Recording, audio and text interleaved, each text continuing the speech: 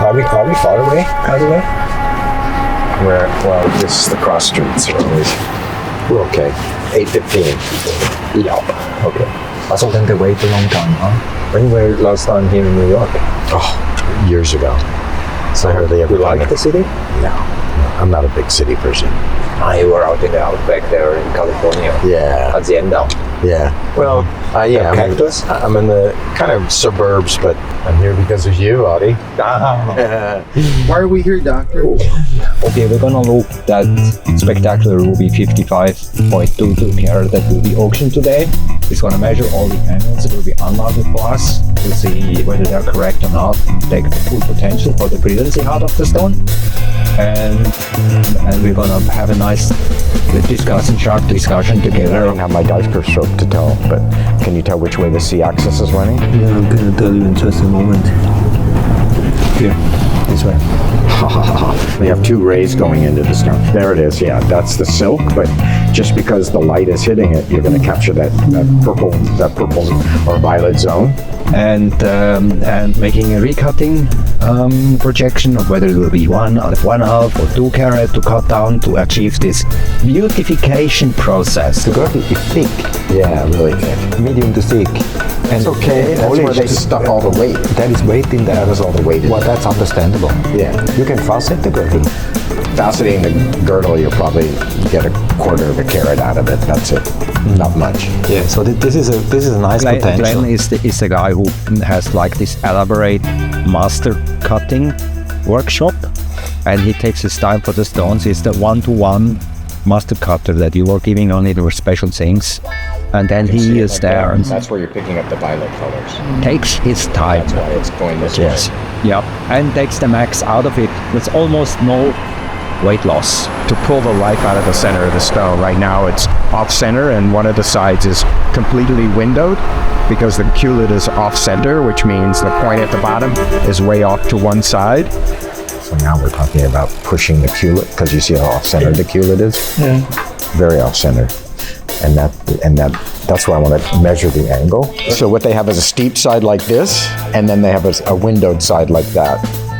And what you can do is push this side over to push the culate over, and then from here just step it up to get it in so you have enough material to put this side into the refractive index range. At around 37.5 is ideal at the culate.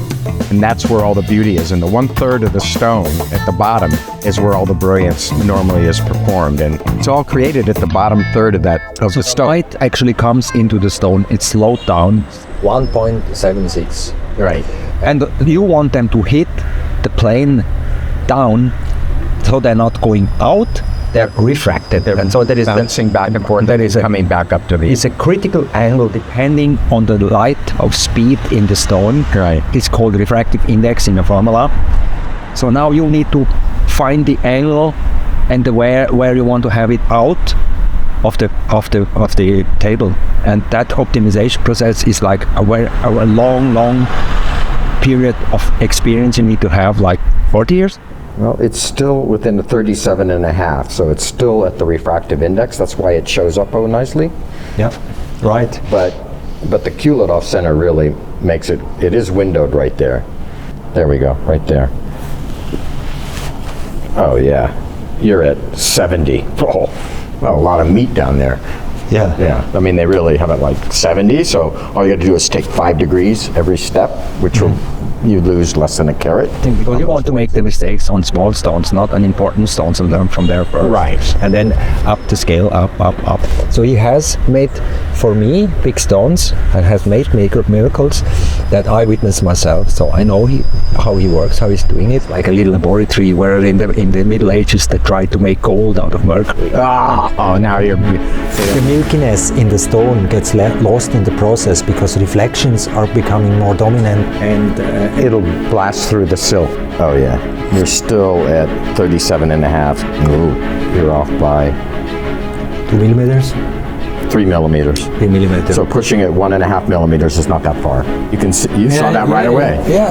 Over 1.5 millimeters to bring it over here. You don't have to correct 100%. I don't have to overcorrect, just no, you don't enough. have to overcorrect. Not so bad. Not so bad. It's not so bad. That's Not what, as that's bad. And what's saving it from being obvious that the culette's off center is the silk.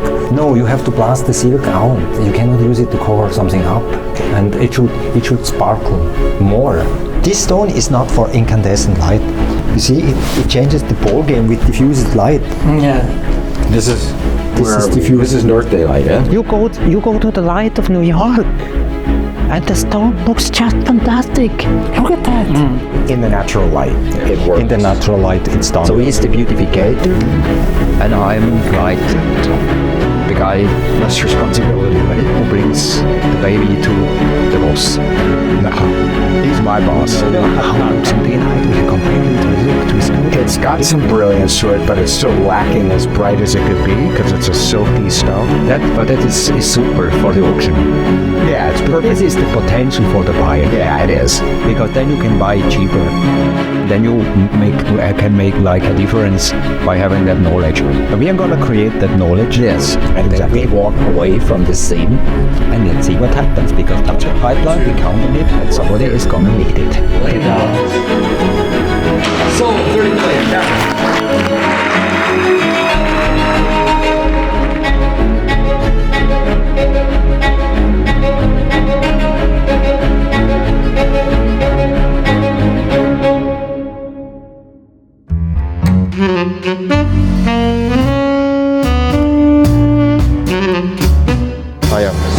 It has a little bit dispersion. Kind of, you know, it's pretty crazy stone. I never saw anything like that. Well, Madagascar always surprised with new products. I know, it's a crazy place. Yeah, It's a crazy. even with the greens, it's true. Oh man, it's a sunset. Ah, it's very beautiful. And the Alan Klein and refining, recutting on the top of it. A little bit. Yeah. Super clean, super crystal. Ciao. Okay. Thanks so much. That's right. I remember you. You put the thumbs up. Yeah, Oh, you are one of my gem heroes, gem celebrities. how that comes. Your YouTube videos, all the knowledge you taught me when you go visit the mines, I love it. Teach me something. So is it the peacock blue? Yeah, soda light. No, the blue. Peacock blue? Yeah. Good, so I learned something. Very good. Bye. Have a nice day. You too. I'm right here. Come here, Adi. Yeah, I needed that. Good. How you doing? Good. Yeah, I was shopping around. Fossils and stuff, and this and here, so, Right. you know. Great. Yeah. Fantastic. Yeah. Good to see you, man. You are the carving king for me. Yes. King. The king. The king. Okay. You make the carvings, you Yes. make the carvings, how you call it? Concave. I actually convex, do negative faceting. Negative faceting. Like here. Because sometimes the stone cannot be cut because they have cavities. Yeah. And people will make small stones out of Well, it. this one was very flat. Yeah. It was a big flat piece from Tangier, and if anybody else would have cut it, Emerald from Afghanistan. Afghanistan emerald. Yeah. And Right. if anybody else would have cut it, they would have ended up with only Small stones. maybe a 6-carat stone. I ended up with a 12-carat stone. Yeah, right. So like that. Look how the color comes out. Yeah. But it's not created by the light going and reflect like this. It's by this Yeah. and reflected from here and to there. So you can see it's actually negative V's, so like inverted pavilions. And they're cut at the precise critical angle, so that when you flip it over, it creates Every carved the intended. brilliance like that. Yeah. And I'll show you let me show you Normally the brilliance is created green barrel? by a V shape, green barrel. a V shape where the light comes Yeah. and comes back up. That's right. And now the V shape is turned around and negative inside. This would be easier to see. So this is a very large green barrel from Brazil, no heat. And I guess if you heated it, you get an aquamarine color, but it's too beautiful, this color. And as you can kind of see, these are all V cuts. And the way that I cut it is You cut one V and then you do an opposing opposite. So each V Alternating. reflects on the opposite side. So you're multiplying it. All right. And create that. And then what I do is I put a concave table. And whenever you go concave into a stone, it pushes the light farther away. So you create an optical Illusion. like that by creating that optical illusion like that. And so for every type of stone, you have different angles and different Always. widths because it depends on the refractive It's like index. when I did that big Madagascar stone for you. I knew how far down I could go to the pavilion, you know, because we know the critical angle of sapphire is 34 degrees. So generally the pavilion angle at the culet, I go maybe 36.5 to 37, because then with the cone of rotation, you'll always get brilliance. So I can go as tight down and squeeze it. That way we got light all the way to the bottom. Did you get a chance to see the stone yet? Yeah. Beautiful, huh? What a difference. Oh my God. 49.57 carats. That means we've only lost 1.39 carats, but we've been able to pull together an amazing royal blue stone here. Hey, there you are. Can you hear me? Yes, I hear you. Okay, here we are. Well, here, I'm gonna grab the sapphire right now. Oh, wow. It's royal colored now. Oh yeah, there comes the baby, huh? Yeah, look at it, it's really royal color now. Now we have another witness that brings our friendship together. Yes, of course. The new 49 carat sapphire. Yes. Another miracle of this world. Right. Thanks God. Another great stone. It's really impressive. I can't wait for you to see it. The point was that sapphire, they were cutting it down and losing weight. Right. 60 carat, 58 carat, 56 carat. It never changed because they did not calculate the exact critical angles. Right. And then they missed it all the time. They did something, they missed it somewhere else. And the whole bottom, the whole half of the bottom pavilion had no life. Right. And all the life was and only so around no life on the top, and then it looked over dark. It was dark. And you calculated the angles exactly and made one shot. That's right. And it was according to theory, and it lightened up the table. Before I ever cut a stone like that, I map it out. So I dop it, and then I put it on my polishing wheel, and I get it to right that angle, and then I write down that angle. I say, okay, this one's 58 degrees. Next angle, 49 degrees. Next angle, 44 degree. And I figure it all the way to the pavilion. So then when I can get back up to the culet, I go, okay, now I can squeeze it. Then I can calculate in my mind as I go around what I'm cutting. Of course, they lay random facets all the way around, so some of the no, they try and error. Yeah, they went and crazy. With a big volume and many facets, you never get it right, so it never improves. Never improves. And what did I do? Smaller. I took a 59, what was it, 50 carat, 30 points, and I turned it into a 49, 59, something like that. Less than a carat. Less, 1 1/3, 1 carat and a third. All right, yes. And it went from a dark stone to this beautiful royal blue. Right. It was amazing. That was an amazing stone. Yeah. Probably one of the best corundums I've ever cut. Really? That's your stone. Hello. Hi. You remember Sharon, my wife? Hi there. Hi, yeah, hi. It's okay. So. Well, they look beautiful. That's for sure. Yeah. Yeah. Knowledge sometimes pays off, isn't it? Yeah, it does. Well, I think one of the things I've learned doing television, my TV channels and things like that, is the more you can educate, the more you can sell. The more you tell, the more you sell. Yeah. So I learned how to tell stories, and when you can tell the story and educate at the same time, I think the purchaser, the buyer, buy that story also. Yeah. They buy both, the story and the stone. Yeah, that's well, you're a good storyteller too, like me. But no, I think when you really can educate and tell stories. No, when we combine. Oh yes. Then we can never stop. Oh, we know. Then right. We can never. Yeah, somebody has to throw us out. Yeah. We bounce off of each other that way. That way we have a lot to say. Between the two of us, we could go for hours. Yeah. Easily. Yeah.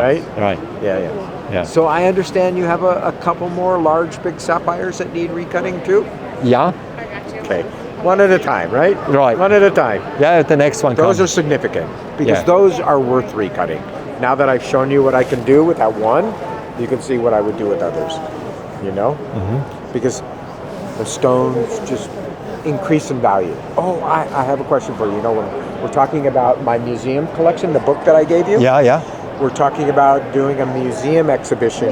Yeah, the cashmere carved, and then the paparazzi royal blue. Royal blue, that is and paparazzi bee color. That's right. The only in the world. The only one in the world, right? Yeah. The paparazzi and blue sapphire bicolor. That's a phenomenal stone. And then the cashmere carved. That's the big right. one. Oh yeah, of course. Whatever. And then the the bezoatite. I mean the putratites. Yeah, the putratites. That collection alone. Yeah. Is a standalone. Yeah, the putratites. Yeah. The putratite and the carved. collection. Yeah, the putratite collection. Right. Collection that's it's unique. That big stone. You know that big stone. Yeah, the triangle. Yeah. If you look up in the Guinness Book of Record, they have a pinkish pale putratite, and they claim it's the biggest in the world. And mine is 10 times bigger. 3 times. 3 times bigger. And cranberry colored, not pink. All right. Yours. So I should claim the. You should claim it's the biggest. But see, I haven't done any promotion with you because you've told me to keep it quiet. Yeah, right? Yeah, so I haven't posted it or advertised, or even mentioned it. I haven't put any of our things on my Instagram. No, it has to be launched properly and nice and all that.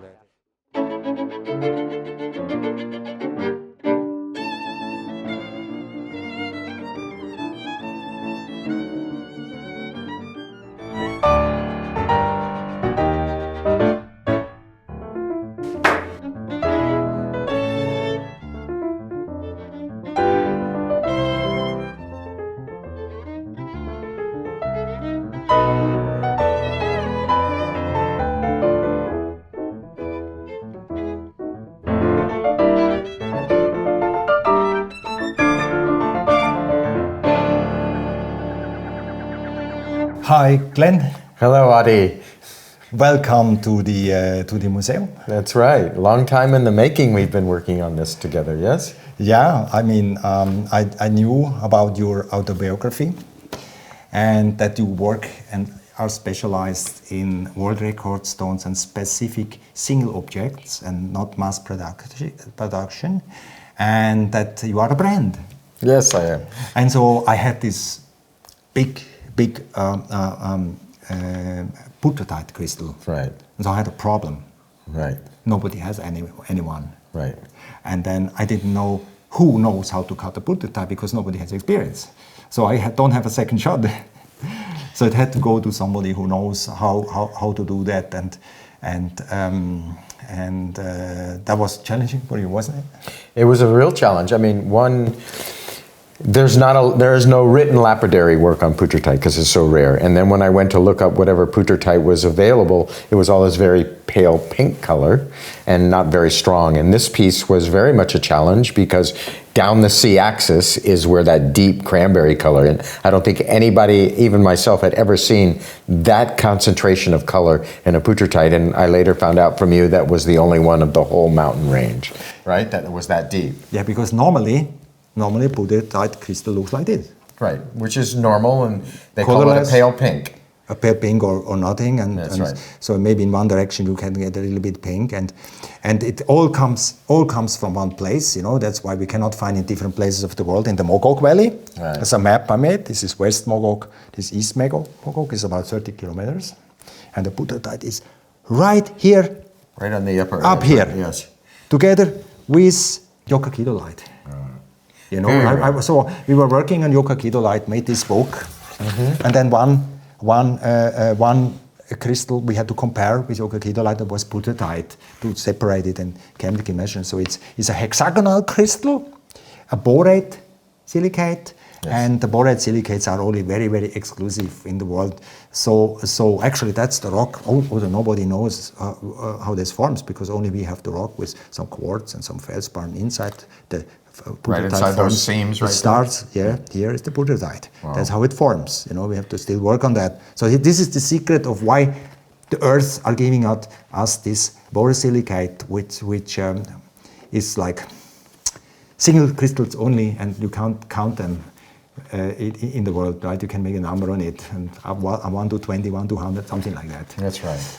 As only you know that, we keep coming across new things. The Earth keeps revealing new types of minerals that didn't exist 50 years ago. And we're talking about the life of, at least 3,000 written history on gemstones, right? And minerals that could be cuttable into gemstones. So to be able to discover new things like the putrutite, which was like, 1960s when they first discovered it? A single little crystal, and I'm saying there's only one in the world. Right. And then we had made a strategy together.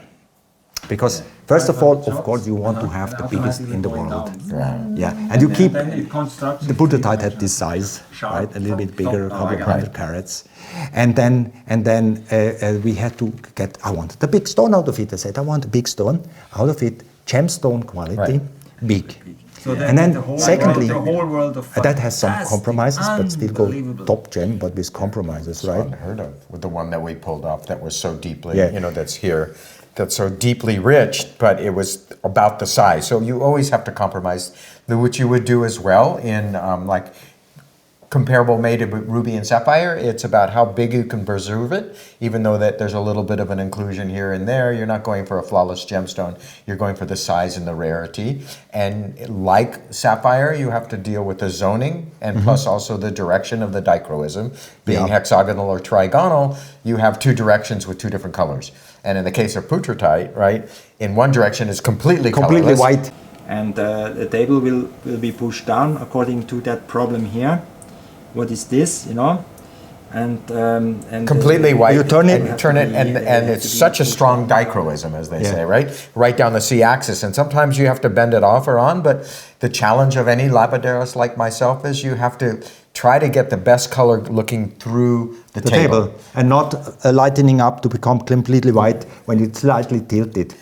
And you want to orientate it so you're losing all the inclusions. So you have to balance it between where the zoning color is, where the crystallographic axis is, and then be able to preserve as big of a stone as you can, like in the big 27 carat that's here. That's the world's largest. The point is, when the light goes into the putrutite, it splits up in the two directions. Yes. It's polarized, or maybe three directions. Not two directions because it's hexagonal. And then the two directions go differently in the crystal. And one picks up color and one bit doesn't pick up color. It's a dichroism through polarized light inside the stone in two different directions. And you take a dichroscope, which we did look with the dichroscope through that crystal, we were seeing the two colors and we could calculate where the color come out, but we had all the inclusions and all the rest. So where in this big putrutite to find a gem quality completely clean stone, right? And then we were like, how big will it be? Will it be 50 carats, 60 carats? So, and then it has realities, right? So it cannot be like endless big. Right. And no, you couldn't have gone for anything bigger than I think I pulled out of the 27 carat because it had the cleanest, overall cleanest general area of the whole stone. And then I had to consider the shape that I was going to cut it in. So I had to make it deeper than maybe normal. So I extended some of the depth of the stone, much like in this way of like a corundum where you're trying to preserve weight. So it's not like beauty, it's also, besides the beauty, you also want to consider the value of the weight that you're holding on so to. how much time did it take to make that one stone here? Oh, I probably spent close to 20 hours, cutting the stone and at least another 5 hours studying it before I even cut it. Because it came as part of the original... That was all one crystal? All one crystal. That was over 300 carats. And there's a few other stones that we have that we don't have out here today. But of course, we'll show you later. But I cut, as I sawed the stone apart to see what I had, I went for all the largest, clearest areas. We were looking for one that was extremely... classical gemstone. So preserving the color. One we said we're going to make it perfect, classic shape, not an fancy shape. Yeah. And not deep. We make one which will be considered like a classic cut, classic brilliancy, gem for everybody to understand without explanation or anything. So we wanted to have one like that. So that was this one. That's the radiant cut, the hexagonal radiant cut. That's still impressive. I think it's over 7 carats. So, anything over 5 carats when you're getting into this quality of putrutite is extremely rare as it is.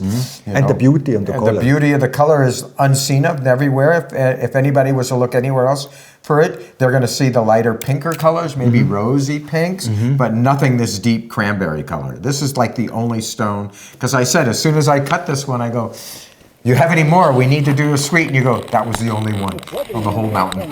You remember this? Ever found in the history of gemology. So this actually, is really... that big piece? when the miner found it, I went back to the mine, you know, and I found the miners, and I got the story of that piece. And it was very impressive to find the whole group there in the mountain. I went in and this and that, and it was a crazy story how I made it in there. But the owner of the stone who found the stone were thinking it's an amethyst, because they're mixing up amethyst and butchertite. Yeah. So he went to a laboratory, and the guy, a friend of mine who works with me, was honest and recognized it as a butchertite because they had to make a facet. So the rough came to me with one facet. To be able to do the RI reading. To do the refractive index reading on it? Yeah, and after that, you know, butchertite wasn't known to appear here. Oh. And after that, it became known. So the people were cutting at the mine directly little facets on the amethyst and hoping they have butchertite, you know. It became like a standard practice directly in the mine. There's a small hut at the mine. I was also there.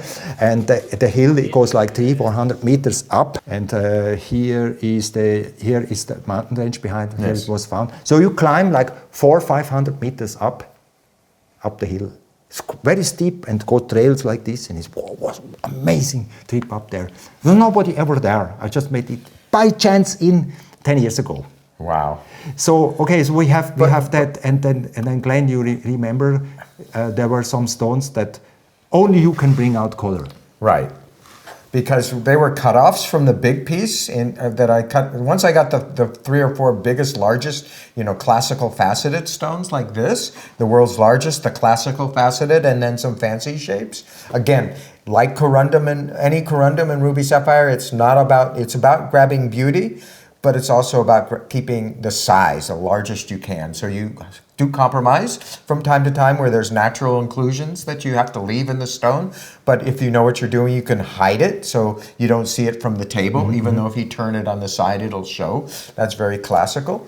But you make negative carving, right? Yes. I call it negative, is this correct? Yeah, negative carving. Yeah. Where you go in and you do that. So at the bottom of the stone, actually you have, instead you carve like this, you carve in like this, and like this, and like this. How come you do this? Well, the V faceting, well, I love doing, that's kind of where my art is. My art is, I tell people, you know, a lapidarist has to be 3 things. They have to be an artist if they really do the kind of work that I do. They have to understand the technical, so you have to have some science background. I had an undergraduate studies of mineralogy and crystallography, so I had a background in that. I did eventually get my gemology degree, so I applied my mineralogy to my geology. And then you have to be a machinist, because all the tools, especially when you go into what we call negative carving, a machinist, is you have to make your own tools.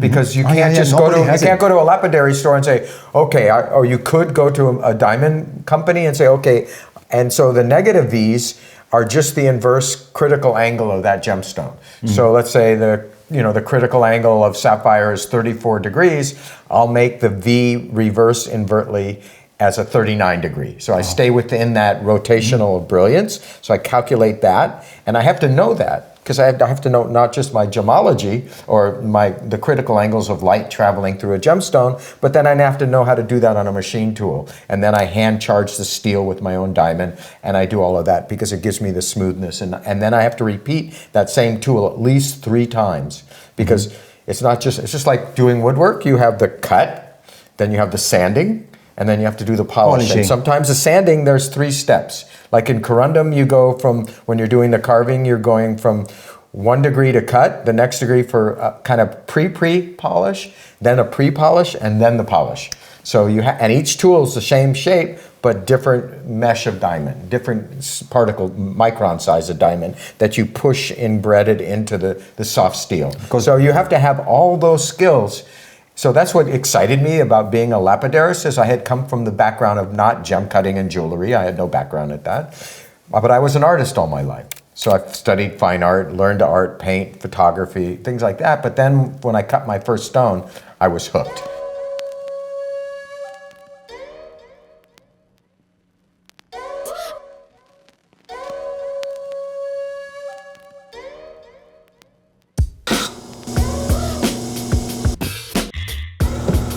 Okay, camera's rolling.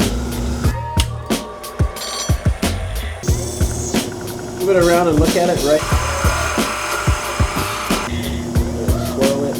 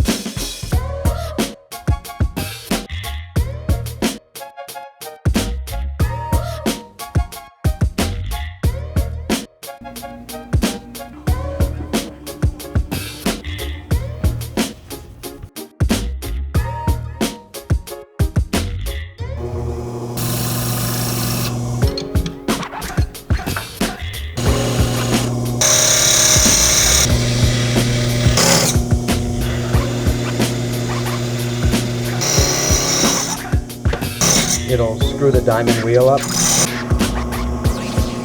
Come in and take a look at it and see how it looks. There we go. So the exact same metal that this was made out of. 3, 2, 1.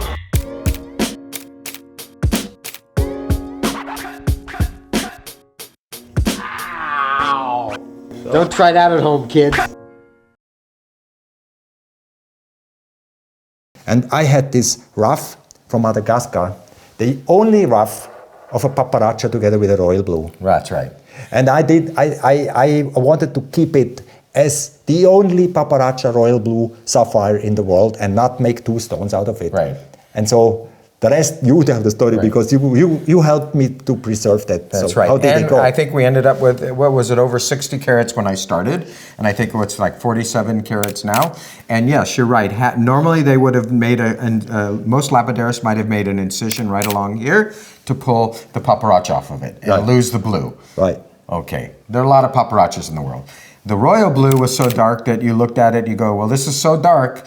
If you cut a faceted stone, it would be black. And that's not so desirable. Or make a smaller one. Or make smaller ones around it, which would be a shame. So again, I was here to preserve as much as I could, and also the beauty of the natural negative crystals inside here. Oh yeah, we kept the negative crystals. The negative crystals are like the trap of the fluid occlusion that formed it, the secret why it's there. Yeah. So I said, don't take them out, I want them in. That's right. right. Was the gemologist talking. So keep as inclusions. having enough mineralogy background, I knew what I was preserving. So we're preserving a lot of the crystallography and the gemology of the stone, along with preserving so you would able to see it. So generally, to separate zones, strong zoning like this, you would normally do what would be considered an emerald cut, because the reflection goes from side to side, not from back to forth as well. So you want to be sure that you don't cut too deep of a tip down here, because you would have lost all that color. It would have picked up the blue from that side. So I had to make this angle either shallower or steeper to avoid any reflection of the dark blue coming this way,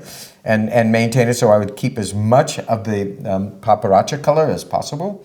And also, the stone was so dark that if I had cut it in a traditional faceted stone, the blue would have been so black, and it was shallow as it was. So what I did is I cut, again, that same negative V crystal angle in that I know that would be the critical angle of sapphire, or the optimal pavilion angle, as we say in sapphire.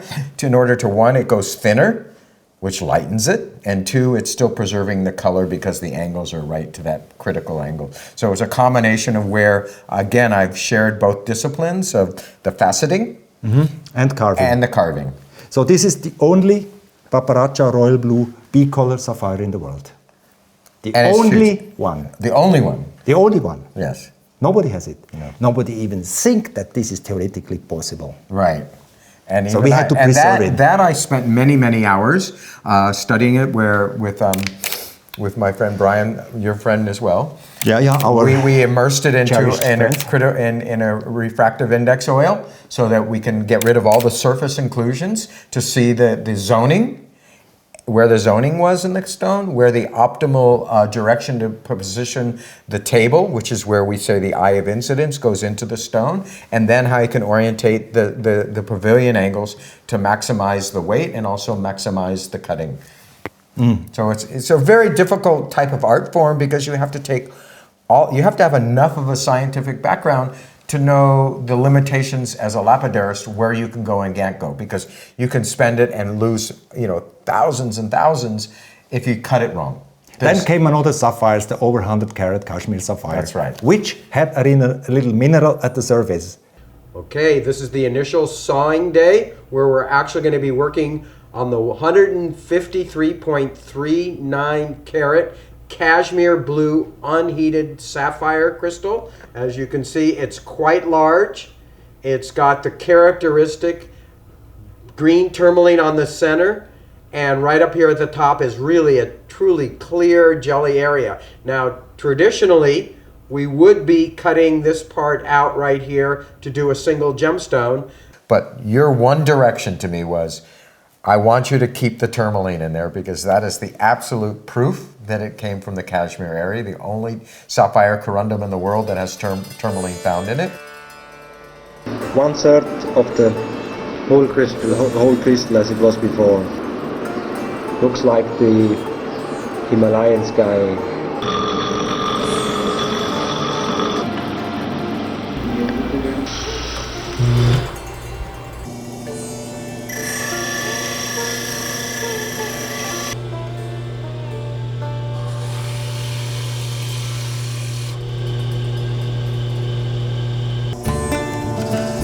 So that would require going to several different tools.